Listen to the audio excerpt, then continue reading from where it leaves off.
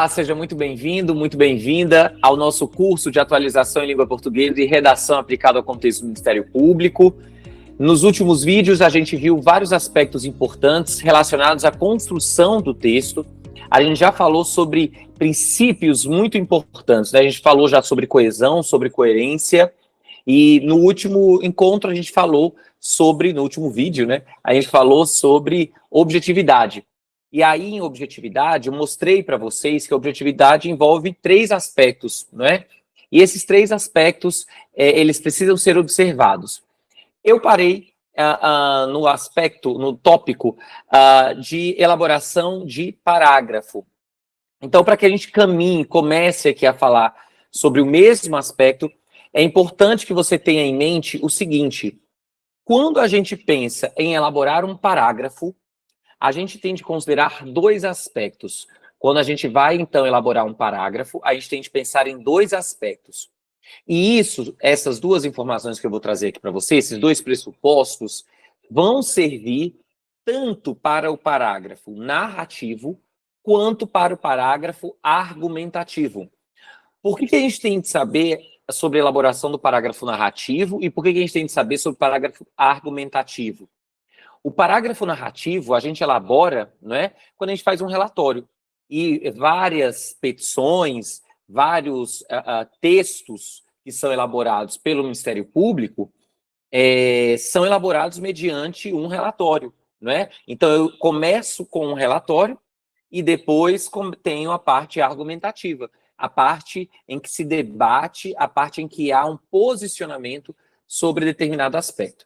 Então, são os dois principais parágrafos que a gente tem de dominar para construir um texto. Outro tipo de parágrafo que existiria seria um parágrafo descritivo, mas pouco importa, assim, né, o parágrafo descritivo para o nosso texto jurídico. A gente pode até pensar em fazer descrição, mas é muito pontual, né? Normalmente, esse texto descritivo acontece em um parágrafo narrativo. Então, por isso que eu vou focar aqui tanto no parágrafo narrativo e no parágrafo argumentativo. Quais são os dois aspectos, então, que a gente precisa considerar para pensar em elaborar um parágrafo narrativo e um parágrafo argumentativo? São dois aspectos. O primeiro é o foco informacional. Ou seja, quando a gente pensa em construir um parágrafo, a gente tem de ter em mente que o parágrafo só pode ter um foco de informação. O parágrafo só pode conter um núcleo essencial de informação. É isso que faz com que a gente pense em organização de texto. Ou seja, eu tenho vários parágrafos, ou seja, várias informações que estão conectadas entre si. Por isso que nos primeiros vídeos a gente conversou sobre coesão e coerência. Ou seja, eu preciso apresentar informações em cada um dos parágrafos e essas informações precisam ser coerentes entre si e precisam se conectar. Por isso que a gente falou de coesão. Então, um aspecto muito importante para que a gente consiga pensar em parágrafos efetivos, parágrafos de qualidade, é pensar no tipo de informação e que essa informação tem de ser única naquele parágrafo. Ou seja, um parágrafo não pode ter dois focos de informação. Se eu perceber que o parágrafo agora tem dois focos de informação, eu tenho de partir para um outro parágrafo, né? E quando eu falo aqui foco de informação, quem vai dizer qual é esse foco de informação é você. Então, eu posso pensar que no meu parágrafo eu quero focar a questão da tempestividade. Então, no meu parágrafo eu vou falar sobre tempestividade. Este parágrafo contém tudo sobre tempestividade. Então, eu vou falar só sobre tempestividade. Eu vou falar do termo inicial, do termo final, e vou falar que o meu recurso é tempestivo. Esse pode ser o foco. Não, não, não. O foco vai ser eu falar só do termo inicial. Então, se o meu foco é falar do termo inicial, explicar por que o termo inicial é aquele dali, explicar que houve um feriado, explicar que a contagem se dá em prazos dias úteis. Então, enfim, se eu quiser fazer toda essa explicação e o foco do parágrafo for termo inicial, eu coloco só em um parágrafo. E por que eu estou falando assim, se eu quiser? Porque, veja, você começa um parágrafo falando sobre termo inicial, debate tudo para justificar por que você está considerando o dia 10 como o dia inicial, como o dia que se inicia o prazo, não é? Você faz a justificação com o CPP, faz a justificação, enfim, com tudo que você precisa, mas aí na última linha você fala assim, e o prazo final é tal. E no parágrafo seguinte, você continua a falar sobre prazo final. Percebe como houve um problema na divisão de informações aí? Ou seja, claramente o seu primeiro parágrafo queria falar só sobre termo inicial. E o seu segundo parágrafo vai falar só sobre sobre termo final. Então não há regra para a gente dizer qual vai ser o foco informacional. A ideia é que a gente tem de ter a preocupação de trabalhar com um foco apenas de informação. E aí entra agora o segundo item que eu quero que você saiba. Qual é que a gente tem de considerar para elaborar um bom parágrafo? Que é a extensão desse parágrafo. E por que eu estou falando isso? Porque, vejamos, eu falei ali para você sobre a questão de começar a falar sobre o termo inicial no parágrafo, o de inicial, e aí, no segundo parágrafo, falar sobre o termo final, o último dia de contagem do prazo para considerar se o seu recurso, sua ação é tempestiva ou não. E aí você pode pensar, mas por que eu não posso falar, então, no mesmo parágrafo, essas duas informações? Pode. Mas aí foi como eu disse que entra o segundo aspecto relacionado a construção do parágrafo, que é a extensão do parágrafo. Então, tudo bem você querer falar no mesmo parágrafo sobre termo inicial e termo final. Mas será que o seu parágrafo não vai ficar muito extenso? Às vezes não, às vezes você vai realmente só falar sobre termo inicial, termo final, não há nenhuma justificativa, enfim.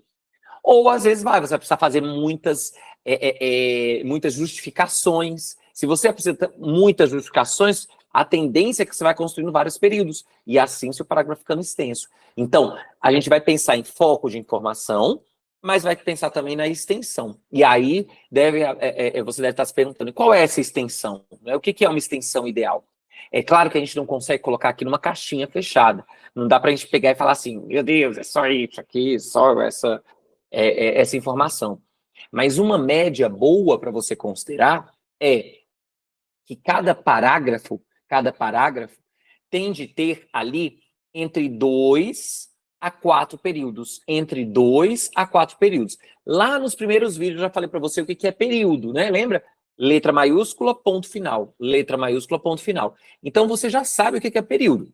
Então, o parágrafo vai conter entre 2 a 4 períodos. Entre 2 a 4 períodos. Certo? Tudo bem? É claro, mais uma vez, que não é regra fechada, é regra acabada. É claro que a gente consegue construir, às vezes, um parágrafo com um período apenas, desde que não seja um período com 5 linhas. Né? Porque aí, claramente, esse período está extenso. Mas, às vezes, a gente consegue construir um parágrafo com um período de 2 linhas para chamar a atenção do leitor, para mostrar a diferença, talvez, ali, entre as outras estruturações. Outros parágrafos estão com 6 linhas, e você constrói um parágrafo só de 2 linhas, a informação ali talvez fique mais visível para o seu leitor. Digamos que você quer ressaltar só que o recurso é tempestivo. E depois vai explicar por que o recurso é tempestivo, ou o réu é culpado. Consegue perceber como essa informação fica diferenciada entre as outras? Agora, se a gente construir todos os parágrafos com um período apenas, não há diferenciação e claramente haverá prejuízo para a informação, para a interpretação, porque as informações serão confusas ali. Mas então a regra é entre 2 a 4 períodos. Por que eu estou falando até 4 períodos, né? Porque provavelmente se eu colocar mais períodos, o seu parágrafo vai ficar extenso. E aí, uma informação muito importante para você levar para a sua vida. Quanto maior for a extensão do seu período, quanto maior for a extensão do seu parágrafo, menor é o grau de retenção pelo leitor. Quanto maior o período, quanto maior o parágrafo, menor é o grau de retenção pelo leitor. Então, é muito importante que a gente tenha essa consciência sobre a quantidade de itens que vamos colocar em um parágrafo. Tudo bem? Então, a gente vai pensar em foco da informação, ter apenas um foco. E segundo, a gente vai pensar em extensão, né? Qual é a extensão desse parágrafo para não construirmos parágrafos extensos. Certo? Ficou claro isso? Isso é muito, muito, muito, muito relevante Veja se ficou claro. Isso você pode considerar tanto para o seu parágrafo narrativo quanto para o seu parágrafo argumentativo. Vamos lá então, minha gente, porque eu vou mostrar para vocês agora, então, o parágrafo narrativo, né? É sobre o parágrafo narrativo que a gente vai começar a falar. No parágrafo narrativo, então, a gente... E por que é importante, né? Como eu disse, porque a gente precisa, normalmente, contar uma historinha antes de haver o posicionamento, né? Então, a gente precisa falar dos fatos, né? Se a gente estiver numa peça, a gente precisa falar do curso, do processo, talvez, ou dos diversos atos que aconteceram lá para que haja um parecer, né?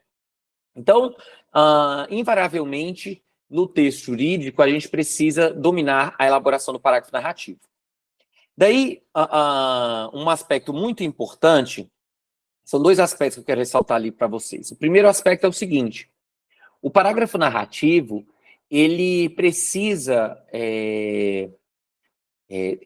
ter como pressuposto uma organização de ideias, não é? Eu costumo falar que muita gente da área do direito negligencia essa parte narrativa porque quer, principalmente em uma petição inicial ou numa apelação, enfim, negligencia muito a parte narrativa e se debruça muito sobre a parte argumentativa, né, sobre a parte do direito.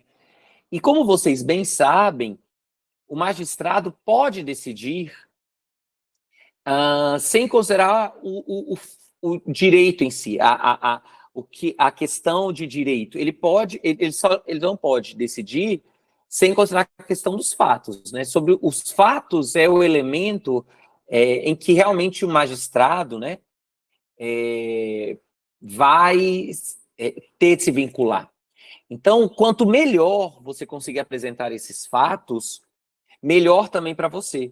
Então, é muito importante que a gente tenha essa consciência para, às vezes, não ter uma preocupação exagerada com o direito e se esquecer da parte dos fatos, né? Porque, como eu disse, o magistrado não se vincula ao direito, ele pode decidir de maneira coerente, ele pode dar provimento ao seu recurso, sem necessariamente considerar aquilo que você argumentou como aspecto, né, jurídico em si. Então, essa consciência para a gente conseguir ter uma apresentação adequada de ideias narrativas. Essa apresentação de ideias, a gente vai ter de cuidar para ter uma coerência de alguma maneira. Então, ou eu apresento uma coerência cronológica, por exemplo, né? Ou seja, a gente vai colocar os fatos na cronologia que aconteceu de fato, então colocar 2010 aconteceu isso, 2011 isso, 15, 16, 18, mas é importante que estabeleça uma cronologia ou uma lógica. Ou então, por exemplo, a gente pode só mostrar aspectos processuais. Então, a sentença considerou isso, depois, depois por meio no agravo, ali por meio de recurso, houve uma outra sentença, ou então depois lá houve um acórdão que considerou esse outro aspecto, até que chegou, por exemplo, lá ao meu saudoso STJ. Então, a gente precisa mostrar para o leitor que estamos fazendo essa narração com algum critério. Um dos graves problemas que geram, né, um problema para o leitor é a falta de relação entre esses fatos, sem esse fio condutor, né? É claro que aqui nesse fio condutor, um aspecto importantíssimo é aquilo que eu disse para vocês lá na última aula sobre a ideia de planejamento de texto. Então, se a gente fizer um planejamento adequado, provavelmente a gente vai conseguir não ter problema aqui na hora de fazer essa apresentação. Eu vou falar sobre esse aspecto aqui de apresentação um pouquinho a mais em um outro vídeo, porque eu também quero falar com vocês sobre o aspecto de visual law. Para quem ainda não sabe o que é, e eu vou trazer um pouquinho mais nessa aula, a gente tem hoje em dia o que está sendo considerado de legal design. O legal design é uma ferramenta, é uma estratégia, na verdade, é uma estratégia de, por meio de aspectos de design, a gente consegue evidenciar informações do direito, né? Então, por isso que se chamam legal design. Se você ainda não viu, se você ainda não sabe o que é o legal design, recomendo que você faça uma busca, porque me parece que é algo que veio para ficar, e é interessante que os tribunais, que os órgãos, né, auxiliares, que, enfim, que todo o poder judiciário ali, né, como o pessoal lá do STJ fala, todo o sistema de justiça, que aí se inclui o Ministério Público, que todo o sistema de justiça comece a atentar para o legal design, porque me parece que realmente é algo que veio para ficar. Tanto é que veio para ficar, eu vou mostrar isso para vocês, mas o CNJ já tem resolução sobre, ele fala sobre visual law, né? O visual law é um ramo do legal design. O STF também já tem um informativo, né? Que está já em formato de visual law, né? Legal design. Então, é algo que é importante que vocês comecem a saber o que é. E não é que a gente agora vai precisar fazer um curso de legal design ou de visual law. A gente, na verdade, vai ter um cuidado com o leitor para facilitar a vida dele. Basicamente é isso. Ou seja, como que eu posso facilitar para que ele consiga visualizar melhor aquela informação? Será que esses 10 parágrafos que eu escrevi na minha parte narrativa, principalmente, será que eu não consigo sintetizar em uma tabela, em um fluxograma? Será que se eu colocar setas, será que se eu colocar quadros, tabelas ali, será que isso não vai facilitar para que o leitor consiga perceber qual foi o desenrolar desses fatos, né? Então, o legal design acontece muito aqui no parágrafo narrativo, na parte narrativa do texto, exatamente porque é um momento em que a gente consegue visualizar melhor os fatos como se sucederam no tempo, né? É uma ferramenta bem interessante, bem interessante. Como eu trabalhei 14 anos lá no STJ, né? Então, é um tribunal, né, de recursos, a gente tem muitos processos que chegam e que aconteceu uma vida, né? Aconteceram várias ações anteriores, né? Então, às vezes, para a gente entender o porquê de o processo estar lá no STJ, a gente ter uma ferramenta que nos mostre, né, de maneira resumida, sintética, tudo o que aconteceu, é muito interessante, né? Isso facilita muito para o leitor, e mais, é algo que eu vou falar muito ao longo do nosso curso. Isso faz muito com que o leitor crie simpatia por você, né? Porque o leitor percebe que, de fato, você é um facilitador, né? Que você está preocupado com ele. Então, é um outro aspecto importante aqui na organização de ideias narrativas. Segundo aspecto que eu quero apresentar aqui para vocês é organização verbal. Sim, por que organização verbal? Porque quando a gente vai apresentar uma narração, né, e aí, claro, nos parágrafos, a gente precisa colocar verbos, né? E normalmente a gente usa verbos no modo indicativo. Então, só para que você se lembre aí, e para que você não fique com dúvida com o que eu vou colocar aqui depois, a gente tem o modo indicativo, a gente tem o modo subjuntivo e a gente tem o modo imperativo. São 3 modos verbais.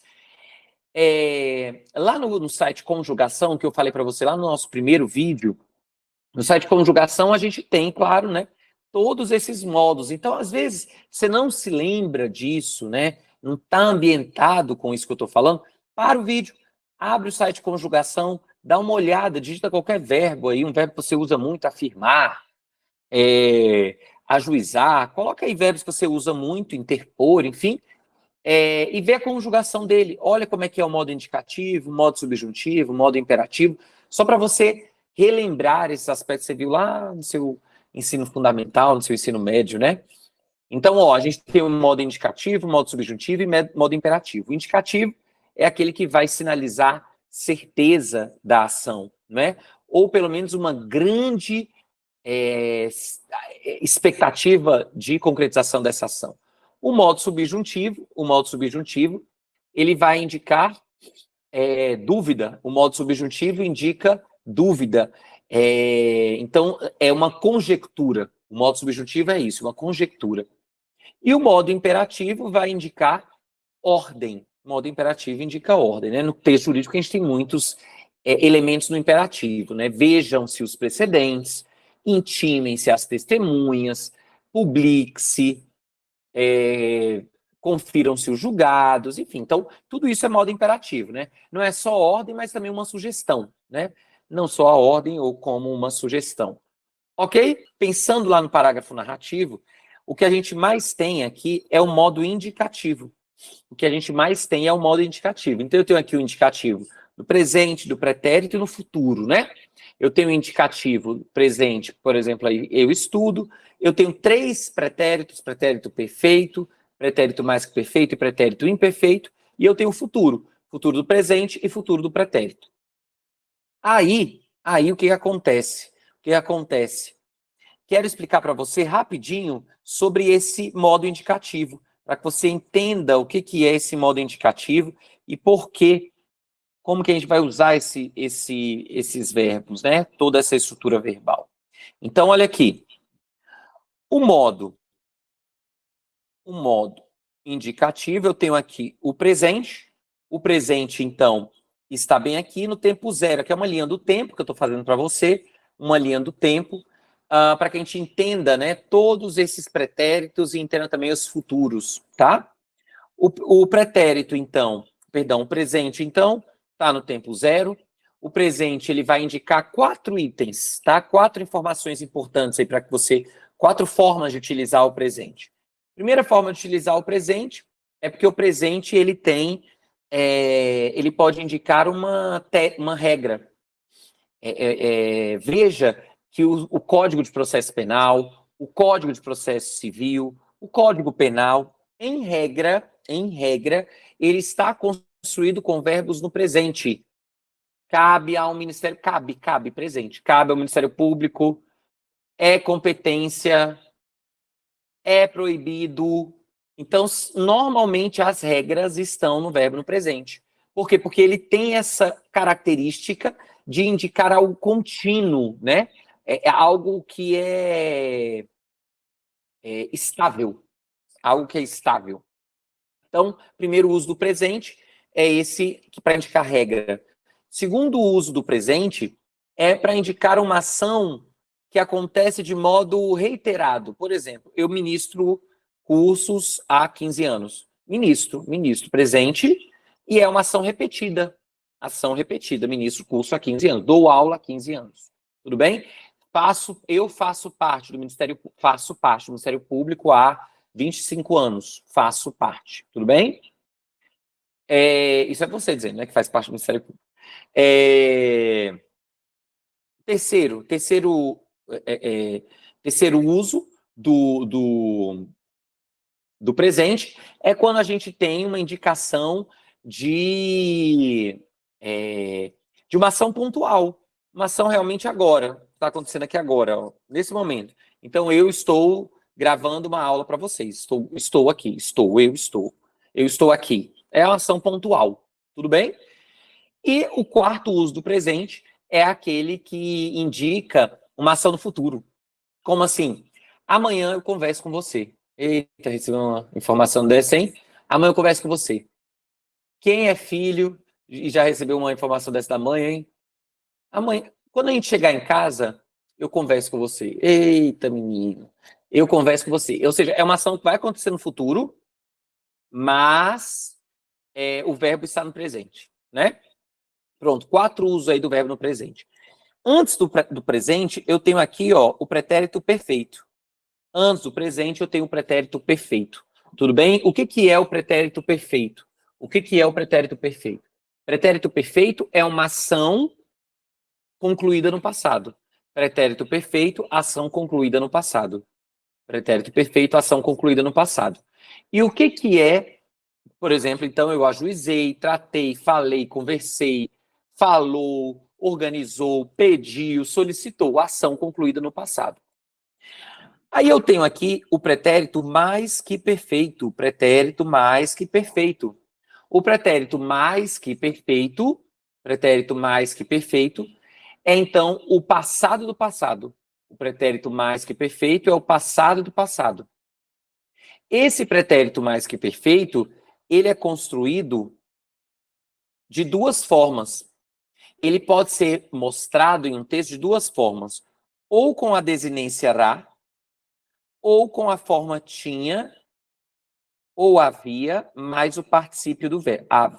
Opa, peraí. Tinha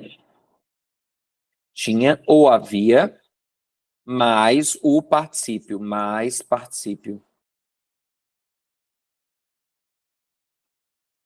Então, desinenciará, mais o tinha ou havia, mais o particípio. Então, por exemplo, falara, ou tinha ou havia falado. Falado é o particípio. Ajuizara, ou tinha ou havia ajuizado. Os dois indicam a mesma coisa. O que, que eles indicam? O passado do passado. Como assim? Eu tenho duas ações no passado, e eu estou falando da ação anterior, da ação mais antiga. Então, ajuizar a ação, primeiro ajuizou. Ajuizar a ação, primeiro ajuizou, mas o tribunal não considerou o que foi a prova apresentada. Então, ajuizar a ação, mas o tribunal não considerou a prova apresentada. O Ministério Público ajuizar a ação, mas o tribunal não considerou. Então, eu tenho duas ações do passado, tudo bem? Mas a ação de ajuizar foi anterior. Então, aí eu uso o pretérito mais perfeito. Eu vejo muitas peças, a petição fora protocolizada. Ou fora protocolada, as duas formas estão corretas, tá? Protocolada ou protocolizada. Mas a petição fora protocolizada. Ponto. A petição fora protocolizada em 10 do 8. E aí, pronto, ponto, acabou. Precisa haver uma ação mais recente. Então, fora protocolizada, mas o tribunal, de maneira errônea, não a anexou aos autos, não anexou ao processo. Tudo bem? Aí faz sentido. Ou seja, primeiro protocolizei, depois o tribunal não anexou. Certo? Tudo bem, minha gente? Então eu não posso usar o pretérito mais perfeito de maneira isolada. O pretérito mais perfeito de maneira isolada, só para não, né, preciso ser honesto aqui com vocês, o mais perfeito de maneira isolada só pode acontecer quando a gente tem um passado longínquo. O Celso Cunha Sintra, o gramático Celso Cunha Sintra, que traz essa possibilidade. Um passado longínquo, bem distante, um passado bem... Aí tudo bem. Mas não é usual essa construção, né, no texto jurídico, né? Então, é algo bem longínquo, aí a gente pode pensar no pretérito mais perfeito. Tudo bem? Isolado. Mas, em regra, no nosso dia a dia, é mesmo algo que vai ficar vinculado ao pretérito perfeito. E o que é aqui, o pretérito imperfeito? Imperfeito. Pretérito imperfeito está aqui, ó. Imperfeito. Pretérito imperfeito. Ou seja, estudava, falava, ajuizava, corria, comia, ações contínuas no passado, frequentes, repetidas, reiteradas, certo? E aí a gente tem os futuros. O futuro do presente, ó, FP. Futuro do presente. Futuro do presente é o clássico, né? Organizará, tratará, falará, falarei, pedirei, solicitarei, verei, tudo bem? Ações que vão, ações que são futuro em relação ao momento presente. Mas existe também o futuro do pretérito. Futuro do pretérito. Vou colocar aqui FPP. Futuro do pretérito é um futuro, mas não é em relação ao modo presente.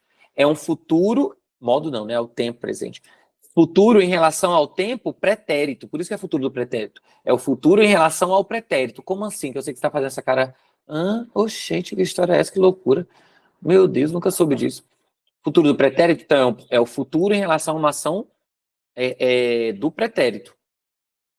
Como é isso? Normalmente ele está condicionado. Normalmente aparece, o futuro do pretérito aparece condicionado a uma outra ação. Por exemplo, se eu tivesse estudado para o Ministério Público, se eu tivesse lá no passado estudado para o Ministério Público, hoje seria aí futuro do pretérito rico. Povo estribado do Ministério Público. Então, se eu tivesse estudado, eu seria. Tá vendo que é um futuro em relação a ter estudado, mas tudo lá no passado, né? na conjectura, na ideia possível, né? Então, se ele tivesse ajuizado a ação correta, o tribunal teria entendido de maneira diferente. Então, primeiro ajuizou, depois teria entendido. Certo, minha gente? E teria aí o futuro do pretérito. Falaria, organizaria, pediria, tudo bem? Certo? Ok? Então, lá no nosso parágrafo, a gente vai conseguir, na maior parte das vezes, construir verbos com esses pretéritos aqui, com esses futuros. E aí, o que eu quero que você preste atenção aqui? A essa tabelinha. Preste atenção aqui nessa tabelinha bem bonitinha, bem crocante, aqui para vocês. Presta atenção. Quando a gente tem lá no processo a pessoa narrando, falando, perdi a bolsa, a gente pode colocar no nosso processo, quando a gente estiver narrando, a gente pode falar assim, o réu disse, abre aspas, perdi a bolsa. Tudo bem? Perdi a bolsa. Veja aí. Eu disse perdi. Eu perdi. Presente. Ok? Perdi a bolsa. Agora, eu posso também ter o discurso indireto. Ou seja, autor do texto, deixa eu mudar aqui, autor do texto agora, dizer o que o meu réu disse, dizer o que a parte disse. Aí, quando eu faço isso, eu estou aqui diante de um discurso indireto, que não vou usar aspas, né? Porque eu vou colocar com minhas palavras. Então, quando eu tenho um discurso em primeira pessoa, lá no discurso direto, eu perdi, eu vou colocar aqui, a vizinha disse-nos que ela, ó, eu coloco para a terceira pessoa, ela, tudo bem? O tribunal entendeu, o tribunal. Ou seja, se o tribunal falasse assim, a STJ disse, o ministro, claro, né? O ministro disse, considero imprópria a adoção da teoria X. A gente vai dizer, o ministro disse que considerava impertinente ou imprópria a teoria X. Tudo bem? Então, eu vou colocar em terceira pessoa. Aí agora eu quero falar para vocês sobre os verbos. Como que a gente vai colocar esses verbos, né? Então, se lá no discurso a pessoa disse, com o verbo no presente do indicativo, a gente vai colocar num pretérito. Mas aí, para a gente entender melhor isso daqui, só vou dar a dica maior aqui para vocês. Esses verbos, normalmente, para a gente fazer essa construção, para passar para o discurso indireto, a gente coloca em um tempo anterior. Olha que essa linha do tempo que eu fiz. Então, a gente vai colocar em um tempo anterior. Veja, o presente, qual é o anterior ao presente? Pensando que o presente é essa ideia de continuidade. O anterior a essa ideia de continuidade é o pretérito imperfeito. Qual é o anterior ao pretérito perfeito? O pretérito mais que perfeito. Qual é o anterior ao futuro do presente? Futuro do pretérito. Então, olha aqui, ó. Quando a gente tem, cadê? Aqui. Opa, deixa eu apagar aqui. Ó, quando a gente tem... Deixa eu apagar. Sai, meu filho, ó. Aqui. Quando a gente tem aqui, ó, um verbo no presente, ele vai ficar no pretérito imperfeito. Então, olha aqui, ó. Eu não sei onde está a bolsa.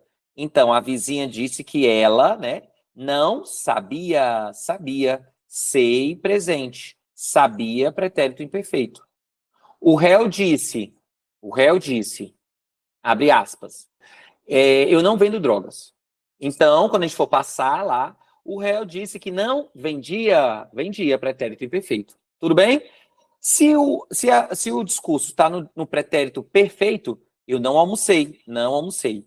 Então, a gente vai colocar o quê? A moça comentou que não almoçara, porque vai ficar no tempo anterior. O tempo anterior do pretérito perfeito é o mais que perfeito, que não almoçara.